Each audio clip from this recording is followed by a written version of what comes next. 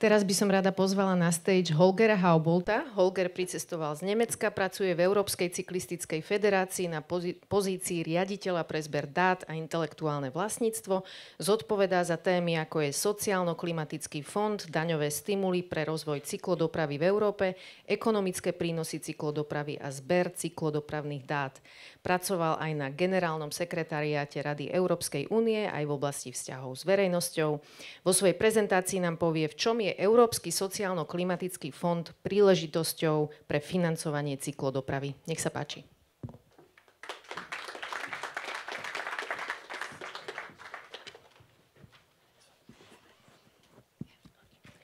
Thank you very much for the kind introduction. Thank you very much also for having me here.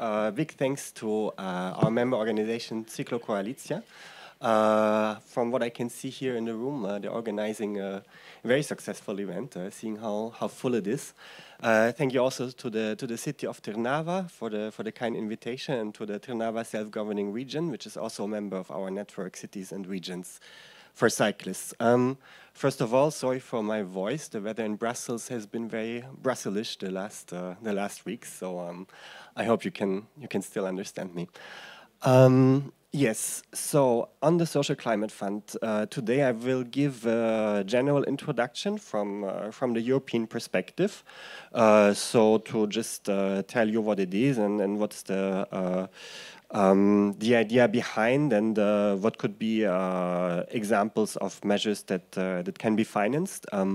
But I'm also very, very curious to hear what's happening in Slovakia during the rest of the day, because I know that Cyklomestá has been very active in already gathering ideas for Slovakia and in making this a reality here. So that I'm also very happy to see. So yes, to start about the Social Climate Fund. Let's see how this works.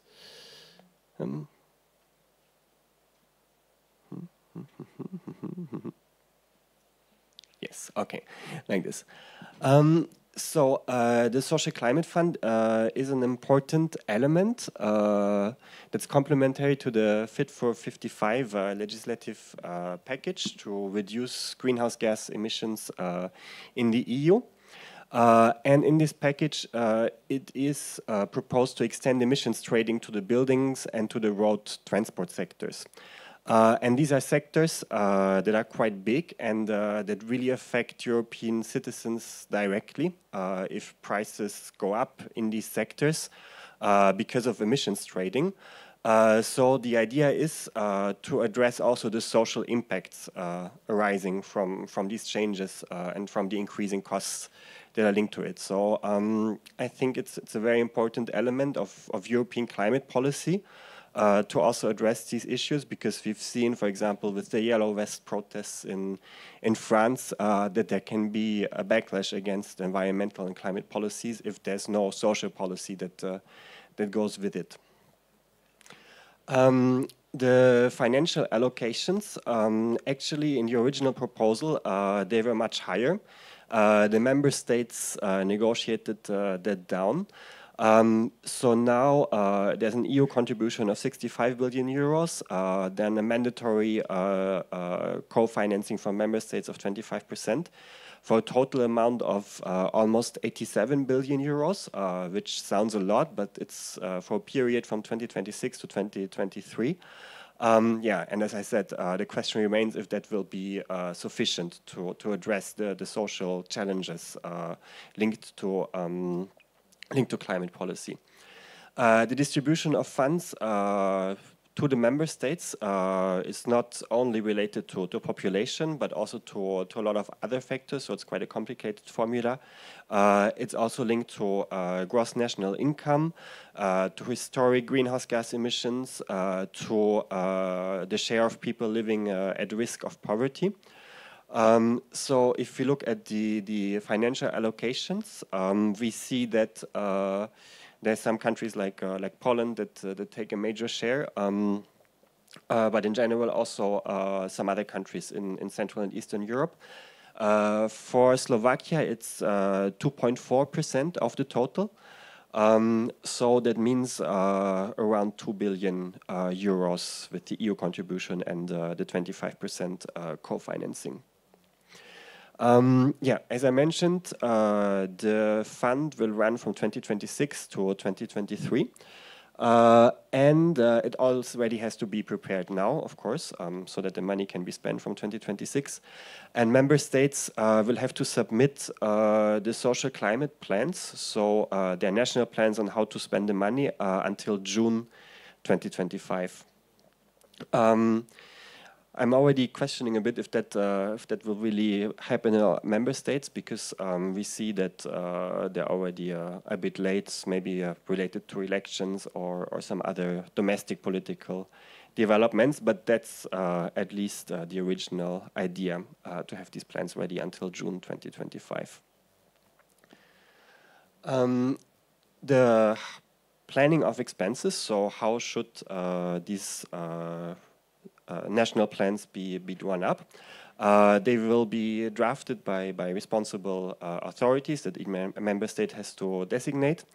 Normally, they should be consistent with national energy and climate plans, but we also already see that this is the theory, but in some member states it might be a bit tricky. One very important element is that public consultation is mandatory, and I will speak about that in a moment, because again, that's in the European legislations, but I think many member states might try to kind of have that as short as possible to be a bit diplomatic. And then the Commission will assess the plans according to their relevance to the effectiveness, efficiency, and coherence. They can reject the plan, but only if it's really not in accordance with the legislation. So member states have quite some leeway on what they put in the plan, actually. And yeah, it should also include relevant milestones and targets for monitoring and evaluation. And there are also some indicators given that I will talk about shortly. So on the public consultation, that's just the article that's in the legislation. What's important is that it mentions explicitly who should be consulted at least. So it also includes local and regional level authorities, and we've already heard from some European bodies representing these local and regional authorities that they don't feel involved enough yet, and I think that was also a little bit mentioned in the speech of the president of the self-governing region, that might be an issue, but they should be consulted. Also relevant civil society organizations, economic and social partners, youth organizations, and other stakeholders. So yeah, it's really quite explicit on who should be involved in these consultations. Then, as I mentioned, to measure the progress of the plans, there are quite concrete indicators that are mentioned in the legislation, and I will come in a bit to those that are related to cycling. First, what's in the text itself. So the Social Climate Fund should help vulnerable transport users. And yeah, cycling is explicitly mentioned already in the relevant article.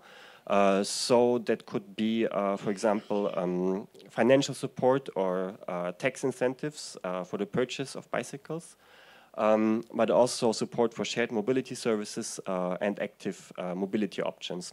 So that's quite general, and then that is translated in a bit more concretely in the indicators. So, for example, on the number of bicycles purchased or micromobility vehicles, on shared mobility solutions, so how many units or users are there, and then quite importantly also there's an indicator on cycling infrastructure, so how many kilometers of cycling infrastructure are supported, and yeah, I think that's quite nice that was put in already at the European level, because then that also makes the links between social policy and cycling infrastructure. One very important element when it comes to measures that can be financed is that they have to somehow address the topic of transport poverty. So it cannot be just anything related to cycling, but it has to have some component, some social component on alleviating transport poverty. Yeah, there's a definition of transport poverty in the regulation, and it's quite long. So the main factors that are taken up are availability, accessibility, and affordability. And yeah, I think it's a step in the right direction because it's not only about the price, so for example, the price of fuel that is rising, but it also has elements of accessibility. So how do different transport modes make, for example, jobs or cultural activities accessible? And how available are they, for example, also in rural regions? So that's also an important element. So, of course, in our opinion, cycling can address all of these elements. So, availability, accessibility, and affordability. For example, also by making jobs more accessible, places of cultural exchange more accessible. And if you take this wider definition, then you can also see why, for example, cycling infrastructure is included there. Because if you don't have cycling infrastructure, and then you have less accessibility. So now I will just present a few examples of cycling measures that are already taken up in the European guidance on the Social Climate Fund. So I think that's also quite nice that the European Commission has really taken this aspect into account and has included cycling measures already in their own guidance. But this is not exhaustive. And I think here in Slovakia, Cyklokoalicja has also many other ideas that could also be put in the social climate plan. So one concrete measure is, for example, a purchase subsidy for cargo bikes. And the one that they took is from the city of Aachen in Germany, because it has a clear social component. So it's targeted towards families. And it has an income component, so the subsidy is the height of the subsidy depends on the family income. So that's an element that links it to this aspect of transport poverty, and that's why it's taken up in the guidance. On bike sharing, so these sharing mobility solutions. There are also some examples taken up in the guidance. So these are private operators.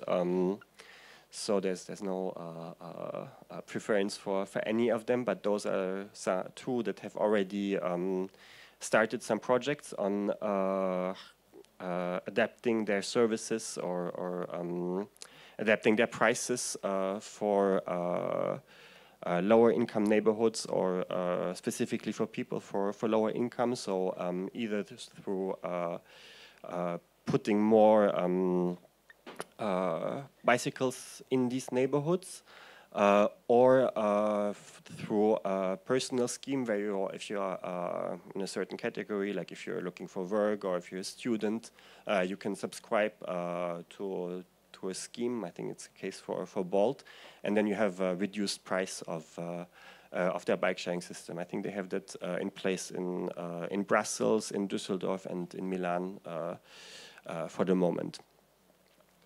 And then finally, the one example that is taken up on cycling infrastructure is school mobility plans, which exist in Brussels, and which can also include interventions on infrastructure around schools or bike parking at schools, for example.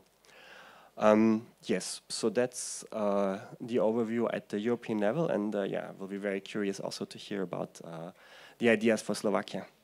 Thank you. Ďakujeme veľmi pekne.